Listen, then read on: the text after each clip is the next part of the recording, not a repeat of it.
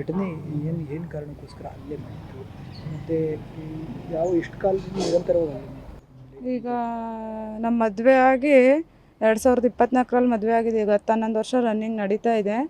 ಒಂದು 7 ವರ್ಷ ಹೊರಗಡೆ ಇದ್ವಿ ನಾವು, ಚೆನ್ನಾಗಿ ನೋಡ್ಕೊಳೋರು. ಅವಾಗ ಪರವಾಗಿಲ್ಲ, ಜಗಳ ಮಾಡಿದ್ರು, ಈ ಥರ ಎಲ್ಲ ಇಷ್ಟು ಟಾರ್ಚರ್ ಕೊಡ್ತಿರ್ಲಿಲ್ಲ. ಈಗ 5 ವರ್ಷದಿಂದ ನಮ್ಮ ಅಪ್ಪಾಜಿಯವ್ರ ಮನೆಗೆ ಹೋಗೋಣ, ಇಲ್ಲೇ ಇರೋಣ ಅಂತೇಳಿ ಇಲ್ಲಿ ಕರ್ಕೊಬಂದ್ರು ನಂದಿ ಹೊಸಳ್ಳಿ ಗ್ರಾಮಕ್ಕೆ. ಅಲ್ಲಿ ಕರ್ಕೊಬಂದ್ರ ಮೇಲೆ ಹಿಂಗೆ ಒಂದೊಂದು ದಿನ 2 ದಿನ ಚೆನ್ನಾಗಿರೋದು.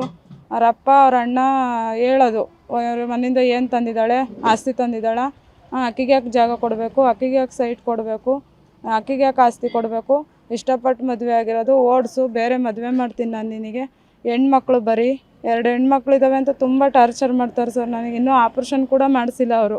ಇದೇ ಥರ ಅಬಾರ್ಷನ್ ಮಾಡಿಸೋದು, ಇದೇ ಥರ ಮಾತ್ರೆ ತಗೋ ಅನ್ನೋದು, ಪ್ರೆಗ್ನೆಂಟ್ ಆದರೆ ಇದೇ ಥರ ಹಿಂಸೆ ಕೊಡ್ತಾ ತುಂಬ ಹಿಂಸೆ ಅಂದರೆ ತುಂಬ ಟಾರ್ಚರ್ ಮಾಡಿದ್ದಾರೆ ಸರ್. ನಮ್ಮ ಮನೇಲೂ ಹೊಂದ್ಕೊಂಡು ಹೋಗು ಇಷ್ಟಪಟ್ಟು ಮದುವೆ ಆಗಿದೆಯಾ ಅಂತ ನಮ್ಮ ತವ್ರ ಮನೇಲೂ ಸುಮಾರು ಸಲ ಬೈದು, ನನಗೂ ಬೈದು ಅವರಿಗೂ ಬೈದು ಸುಮಾರು ಸಲ ಕಳಿಸಿದ್ದಾರೆ ಚೆನ್ನಾಗಿರ್ರಿ ಅಂತೇಳಿ. ಈಗ ರೀಸೆಂಟಾಗಿ ನಾನು 6 ತಿಂಗಳಾಗಿತ್ತು ಅಷ್ಟೇ ಸರ್, ಜುಲೈ ತಿಂಗಳ ಬಂದಿದ್ದು ಮಕ್ಳು ಕರ್ಕೊಂಡು.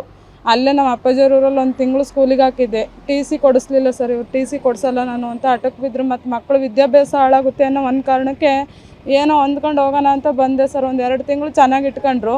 ಮತ್ತು ಅದೇ ಥರ ಯಥ ಪ್ರಕಾರ ಹೊಡೆಯೋದು ಬಡಿಯೋದು, ಮನೆ ಬಿಟ್ಟು ಹೋಗು ಅನ್ನೋದು, ನಿಮ್ಮ ಅಪ್ಪನ ಮನೆಯಿಂದ ವರದಕ್ಷಿಣೆ ತಂದಿದೆಯಾ, ಏನು ಕೊಟ್ಟಿದ್ದಾರೆ ನಿಮ್ಮ ಅಪ್ಪನ ಮನೆಯಿಂದ ಅಂತ. ಅವ್ರ ಅಣ್ಣ ಅಂತೂ ತುಂಬ ಬೈತಾರೆ ಸರ್, ಹೊಡೆಯೋಕ್ಕೆ ಬರ್ತಾರೆ ದೊಣ್ಣೆ ಎಲ್ಲ ತಗೊಂಡು ನನಗೆ.